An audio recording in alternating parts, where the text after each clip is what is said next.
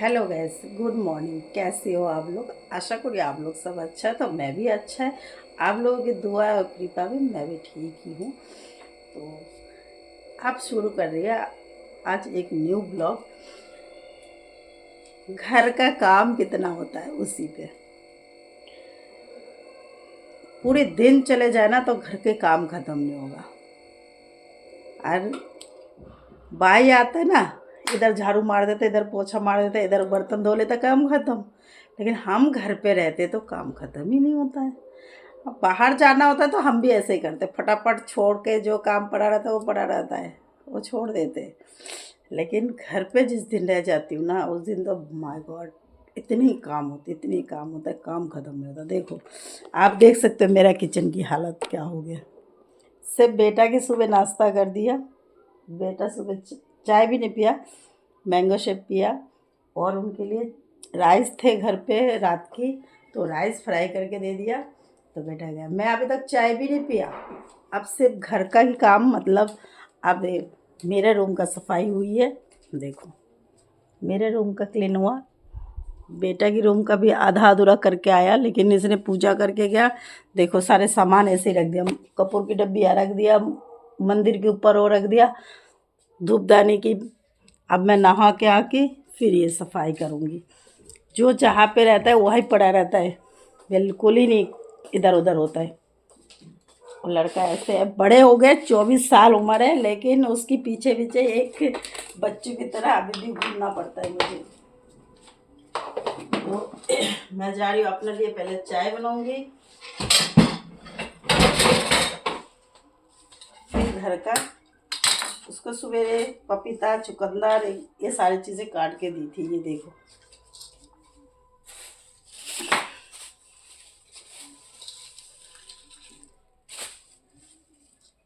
एक माँ एक बच्चे के लिए कितना कुछ झेल लेता है ना, लेकिन बच्चे नहीं झेल पाता एक माँ को। गैस बताओ, ये सच बोल रहा झूठ बोल रहा? एक माँ, मैं बाप की नहीं बोलती हूँ, माँ की ही बोलती हूँ। क्यों? मैं मेरे बच्चों के लिए बाप भी मैं ही थी, माँ भी मैं ही थी, दोनों काम मैंने किया। तो इसलिए मैं किसी के नहीं बोलती, बाप की सिर्फ मेरे लिए बोलती हूँ, मैं अपना माँ की बोलती हूँ। हम दिन रात मेहनत करा, दिन रात। कभी ऐसे दिन गए ना, मैं सोया भी नहीं। दिन में ऑफिस में ड्यूटी करे, फिर रात को जाके नाइट ड्यूटी करे हॉस्पिटल में। ठीक है। घर आती थी सुबह 8 बजे, आधा घंटा कभी रेस्ट करती थी, रेस्ट कर भी ली नहीं करी घर की। फिर बच्ची बेटी मेरे ऑफिस जाती थी, स्कूल भी जाते थे, फिर घर का भी काम, ये सारे आके रोटी बना देती थी, घर का काम करती थी, फिर क्या करते थे, ऑफिस निकल जाते थे। वो ऑफिस में मेरे 9:30 बजे पहुंचना होता था, 9:30 पौने 10 बजे।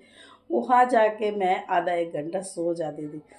तो ये है, किस्मत अच्छा था, मेरा ऑफिस के स्टाफ बहुत अच्छा था, तो मुझे कभी तंग नहीं करता था। ऑफिस के काम करके मैं 1 घंटा सो जाती थी सोफ़ा में। सबको पता था जे नाइट ड्यूटी करके आया तो इसको सोने दो, तो मुझे सोने देते थे, मैं सो जाती थी। आज मुझे कभी कभार ऐसा लगता है ना, जिस बच्चों के पीछे इतना मेहनत किया, इनको पढ़ाने लिखाने खिलाने, खुद ना खा के इनके लिए खिलाया, खुद पहना नहीं उनको पहनाया। अब ऐसा लगता है कि आप मेरे बुढ़ापा में ये लोग साथ देगा, मेरे को देखेगा। मुझे दुनिया देख देख के ना मुझे खुद डर लगता है अभी। इसीलिए मैं अभी भी मेहनत करती हूँ, अभी भी मैं बैठी नहीं हूँ, अभी भी मैं दिन में हो दिन में, रात को है रात को, नौकरी कर ही रहा हूँ, बैठी नहीं रहती हूँ। लेकिन डर लगता है मुझे। कुछ कुछ चीज़ें ऐसे हैं, मैं देख रही हूँ ना दुनिया में, एक माँ बच्चों के लिए कितना भारी पड़ जाता है ना। उनको सब कुछ जो माँ करता है, बीमार होता है तो रात भर लेके बैठे रहता है।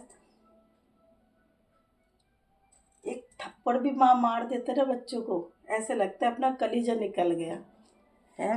मैं भी ऐसे ही करती थी। मैं अपना बेटी को कभी थप्पड़ मार दिया, डांट दिया, उस टाइम उसको कुछ नहीं बोला, बाबा मैं मार के चली गई, गुस्से से चली गई।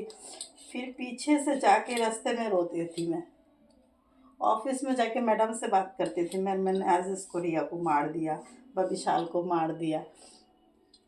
अब मैं बाद में वहाँ जाके रोती थी, वहाँ जाके उनसे बात करती थी। लेकिन माँ के मन में कितना वो होता है ना बच्चों के लिए, और वही बच्चे बड़े होने के बाद माँ को कितना भारी बन जाता है। एक माँ को नहीं खिला सकते, एक माँ को ये लोग नहीं देख सकते। आप लोग ऐसे सोचोगे क्यों ऐसे बातें कर रही हो, है अंदर कुछ तकलीफ तभी बात कर रही हूँ ना, मेरे नहीं है।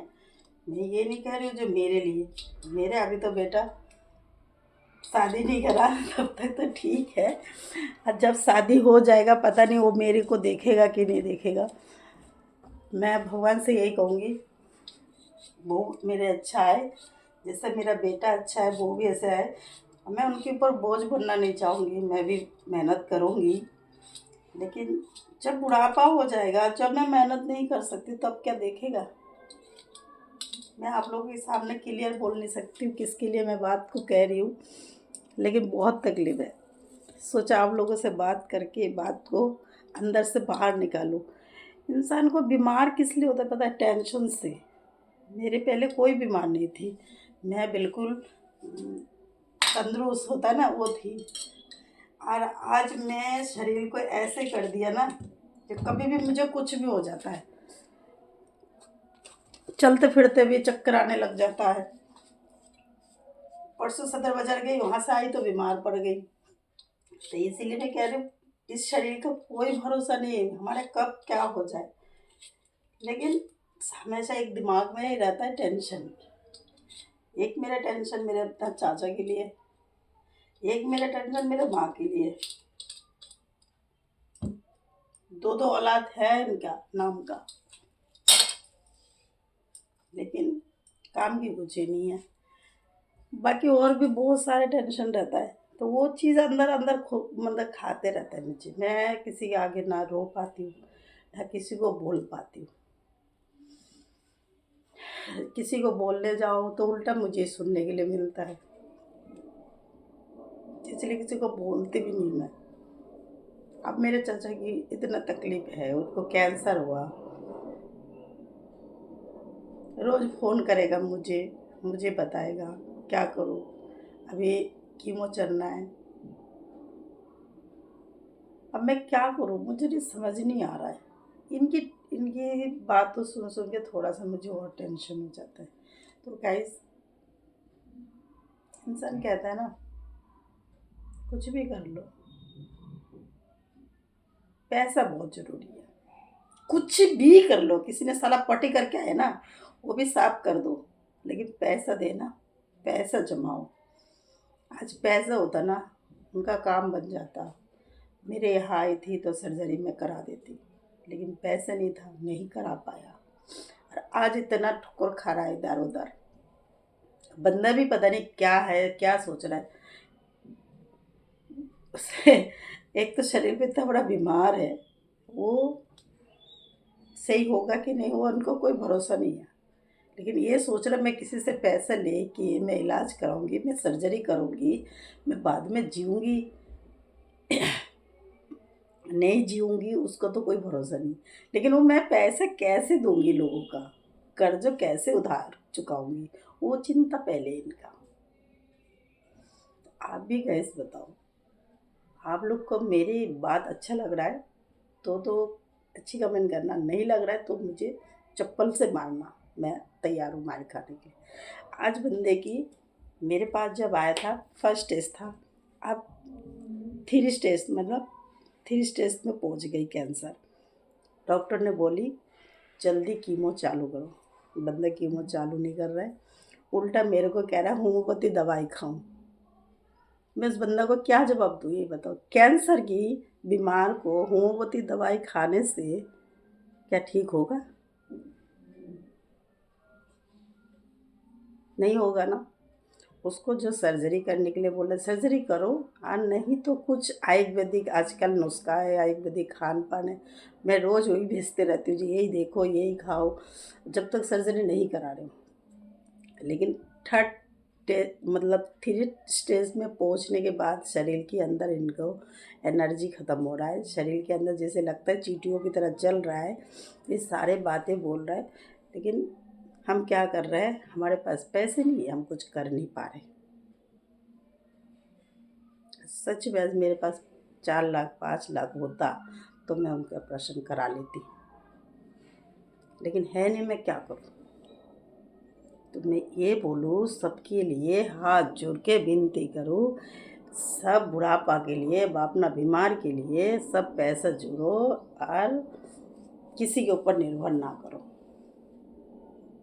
अपना शरीर अपना है, जब तक साथ दे रहा है तब तक अपना है, और जिस दिन साथ देना बंद कर देगा वो शरीर भी अपना नहीं है।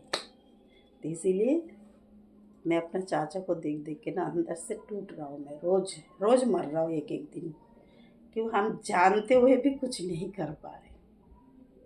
हम जान रहे हैं उनके साथ ऐसे हो रहा है, ये दिक्कत है, लेकिन हम कुछ नहीं कर पा रहे। क्या करेगा इससे, आप लोग बताइए। उस बंदा को मैं क्या बोलूँ। उस बंदा रोज़ ही एक ही बोलेगा, अभी भी इनको जीने का, इनको आगे बढ़ने का अभी भी इतना मन के अंदर हो गई। 50 हो गई उनकी एज, ज़्यादा से ज़्यादा 10 साल ही जिएगा, मुझे नहीं पता जिएगा कि नहीं जिएगा। लेकिन जो इस तरीके से प्रॉब्लम है, कैंसर है, आप लोगों को पता ही है, कैंसर की मरीज़ कितना दिन जीता है, ऑपरेशन होएगा तो और जल्दी चला जाएगा। लेकिन ये बंदा जीने के लिए कितना, अपना मन के अंदर कितना डर है, मैं मर जाऊंगी तो तेरे चाची को कौन देखेगा, वो मैं कर्ज लेके अपना सर्जरी कराऊंगी तो पैसा कौन चुकाएगा। ये नहीं सोच रहा है मैं जीऊँगी तब तो कर्ज चुकाऊंगी, नहीं जी पाएंगे तो कर्ज चुकाएंगे भी कौन, और कौन मांगने आएगा, और किससे मांगेगा, है कि नहीं। तो ये है कहानी। मैं आज ये ब्लॉग यहाँ ही ख़त्म कर रही हूँ।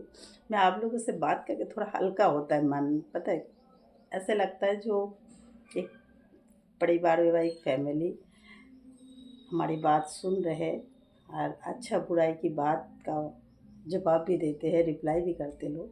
तो इसीलिए क्योंकि मेरे फैमिली में से मुझे कोई जो बात सुन के कहीं जवाब देगा ऐसे कोई नहीं है, मैं किसी को कुछ बोलती भी नहीं। मैं जो भी है आप लोगों से शेयर करती हूँ, मेरे दोस्त सर्कल में शेयर करती हूँ। मैं अपना फैमिली से किसी से अपना दिल की बात नहीं बोलती,